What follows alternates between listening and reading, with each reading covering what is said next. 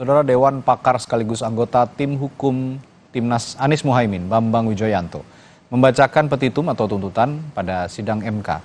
Pasangan Anies Mohaimin meminta agar hasil Pilpres 2024 dibatalkan dan Pilpres digelar ulang tanpa Prabowo Subianto, Gibran Rakabuming Raka, atau Prabowo tetap ikut tetapi mengganti cawapresnya.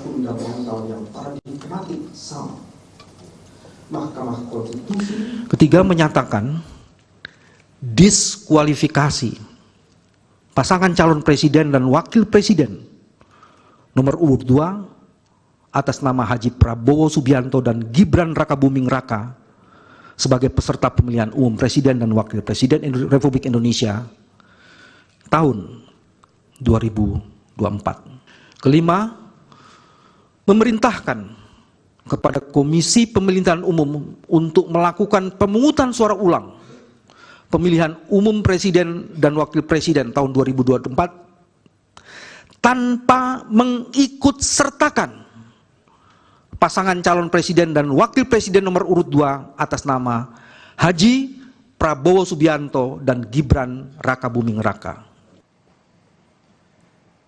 Dalam petitum yang dibacakan pada sidang Mahkamah Konstitusi, tim hukum Ganjar Mahfud menuntut pembatalan keputusan KPU tentang hasil pemilu 2024. Tim hukum Ganjar Mahfud juga meminta Hakim MK mendiskualifikasi pasangan Prabowo Gibran dan menggelar pemilu ulang yang hanya diikuti pasangan Anies Mohaimin dan Ganjar Mahfud paling lambat 26 Juni mendatang.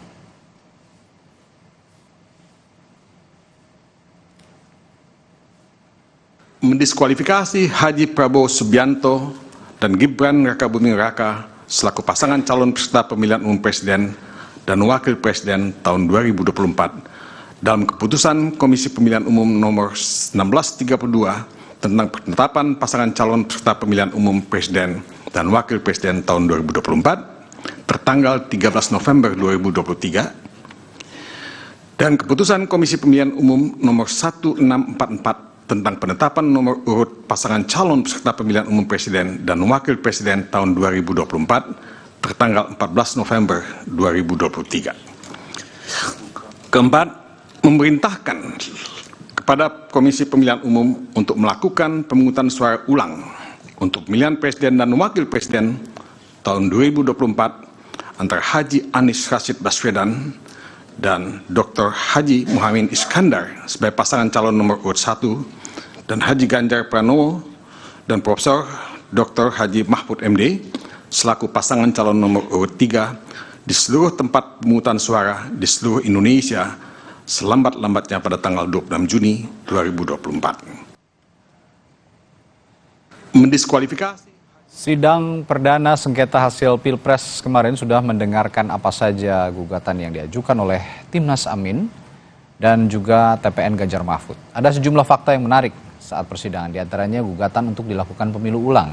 Selain itu, dalam sidang juga dibahas mengenai adanya bantuan sosial jelang pemungutan suara Pilpres yang juga dikatakan adalah uang negara yang salah untuk digunakan dan juga berasal dari pengaruh kekuasaan. Kita hadirkan perbincangannya bersama sejumlah narasumber pagi hari ini.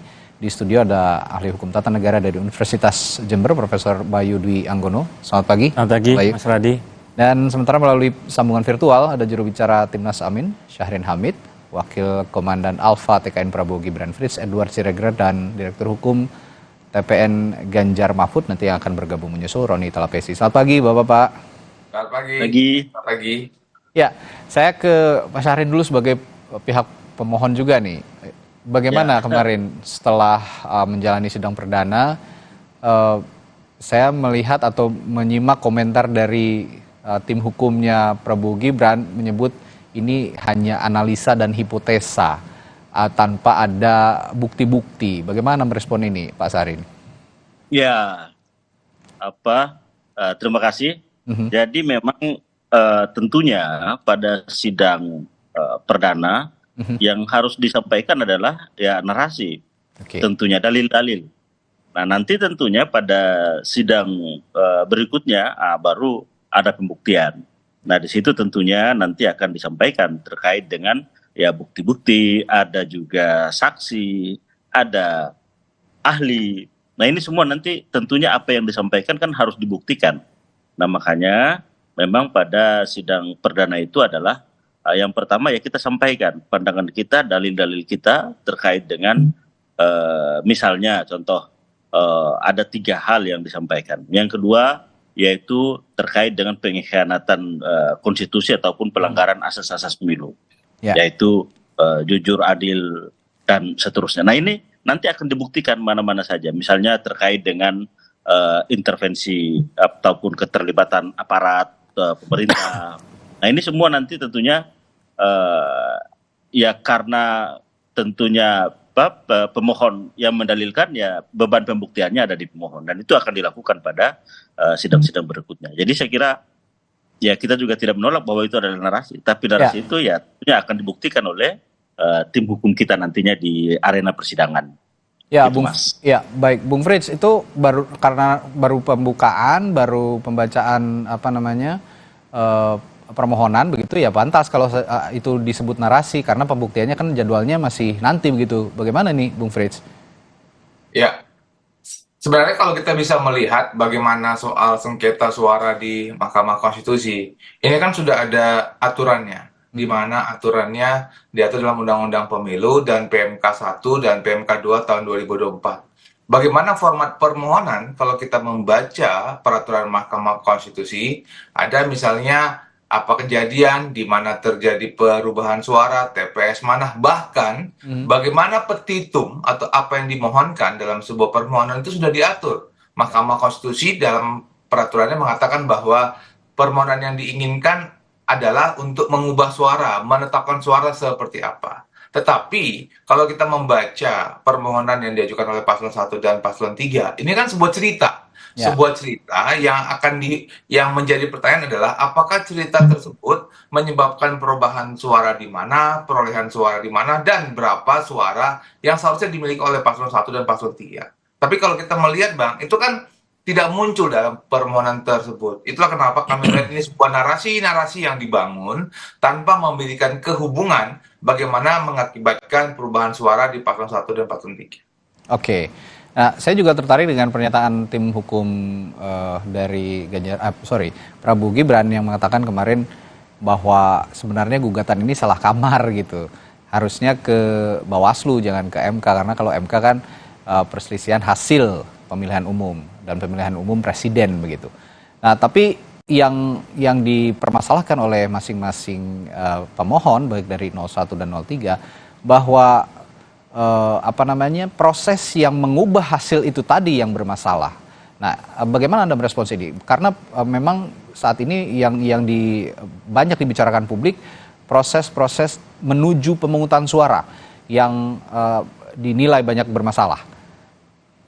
Kalau kita melihat bagaimana praktek ketatanegaraan yang dimiliki, paslon 1 mungkin akan bertanya, oh nggak mungkin Mahkamah Konstitusi mampu menyelesaikan sengketa Pilpres 14 hari misalnya, sedangkan untuk Pileg saja 40 hari misalnya. Tapi kalau kita belajar dan kita melihat sejarah ketatanegaraan kita, kan ada filosofisnya. Kenapa di Bawaslu itu punya pelanggaran administrasi, pelanggaran TSM, pelanggaran pidana, waktu yang dibutuhkan lebih lama misalnya, kemudian ada juga di DKPP untuk peradilan etika, dan kenapa Mahkamah Konstitusi hanya memiliki waktu 14 hari untuk sengketa suara Pilpres, dan bukan lebih lama, bukan saja karena ada kepastian hukum, tetapi karena ada proses yang sudah diselesaikan sebelumnya. Jadi fokus pembentuk undang-undang, saya ulangi lagi, fokus pembentuk undang-undang dan juga penulis konstitusi kita sudah melihat bahwa ada proses yang khusus di Mahkamah Konstitusi. Jadi, misalnya kalau paslon 1 dan paslon 3 melihat bahwa ada sebuah usaha, ada sebuah dugaan pelanggaran yang terjadi sebelum hari pemungutan suara, pertanyaannya adalah apakah telah mempergunakan jalur-jalur yang telah disediakan oleh undang-undang? Baik. Nah, saya ke Pak Bayu. Pak Bayu, tadi juga Bung Frits menyinggung soal sistem hukum ketatanegaraan kita bahwa yang disinggung juga oleh tim hukumnya Prabowo Gibran ini salah kamar. Menurut Anda memang demikian salah kamar atau memang sudah sepatutnya MK memproses permohonan ini dengan berdalih dengan proses menuju pemungutan suara yang bermasalah, bukan hasilnya begitu? Ya, jadi ada 3 hal ya yang kita tangkap sangat menarik dari persidangan pemeriksaan pendahuluan kemarin di Mahkamah Konstitusi. Yang pertama saya menangkap ada niat baik dari semua pihak ya, baik pemohon, termohon, pihak terkait atau pemberi keterangan Bawaslu semuanya untuk menjadikan MK ini sebagai muara konstitusional atas segala sengketa ya terkait penyelenggaraan Pilpres ya. Jadi saya pikir ini satu itikat yang baik yang menjadi sebuah edukasi yang baik bahwa apapun perselisihannya diselesaikan secara hukum di Mahkamah Konstitusi. Nah yang kedua, saya mendapati bahwa dari keseluruhan pihak memang berharap MK menjadi pemutus atas sengketa ini ya, sengketa hasil ini, termasuk menginginkan MK kemudian profesional, kredibel, imparsial, dan independen dalam memutus perkara ini. Harapan itu nampak sekali dari semua pihak. Nah yang ketiga, ini yang menarik.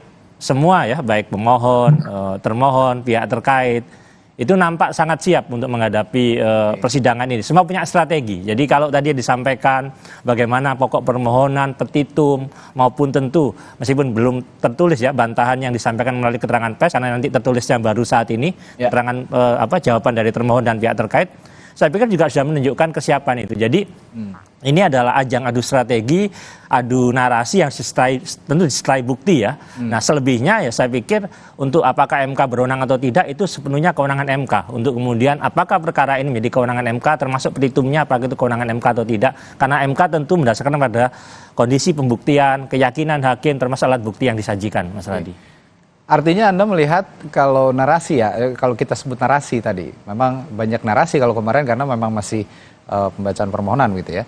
Kalau narasi-narasi yang berkembang pada sidang kemarin, baik dari kubu 01, 02 dan tanggapan dari 01, 03 dan tanggapan dari 02 itu hanya cywar gitu ya, masih taraf cywar, belum dalam tanda kutip perang sesungguhnya di Mahkamah Konstitusi. Jadi hukum acara pengujian perselisihan hasil pemilu ya, Pilpres, itu kan ada tahapan-tahapan persidangan. Kemarin itu baru pemeriksaan pendahuluan.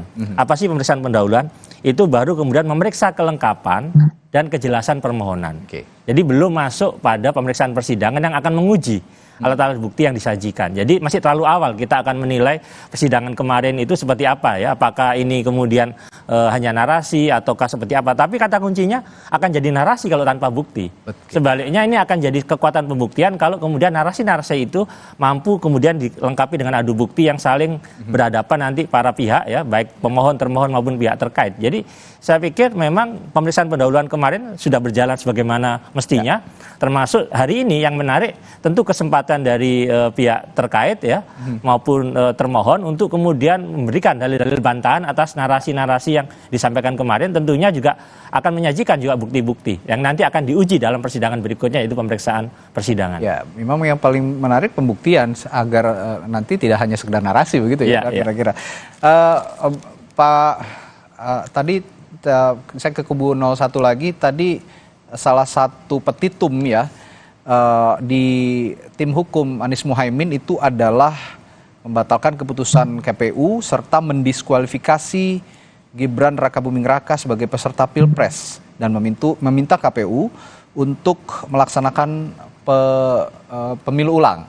Nah, kalau kemarin Prof. Yusril dari tim hukum 02 mengatakan kalau diskualifikasi belum pernah ada sejarahnya MK itu mendiskualifikasi Pilpres. Kalau memang dibandingkan oleh salah satu tim hukum di 03 yang mengatakan bahwa pernah terjadi mendiskualifikasi Pilkada, nah, tapi rezimnya berbeda. Bagaimana Anda melihat ini, Pak Safrin? Ya, yang pertama kita tahu bahwa sudah ada bahwa ya Pilkada maupun Pilpres maupun Pileg ini adalah dikatakan sebagai satu rezim ya. Yang kedua, kenapa kita melakukan dalam petitumnya itu ada diskualifikasi? Karena pandangan kita bahwa 02 lah yang menjadi variabel terjadinya berbagai macam pelanggaran-pelanggaran tersebut. Nah, baik itu dari pada saat pencalonan maupun pada saat proses-proses yang di mana pelibatan aparat, di mana pelibatan APBN dalam hal Bansos dan segala macam, korelasinya itu adalah dengan 02. Nah, inilah yang menjadi variabel kenapa kita menempatkan dalam petitum adalah diskualifikasi terhadap pasangan 02.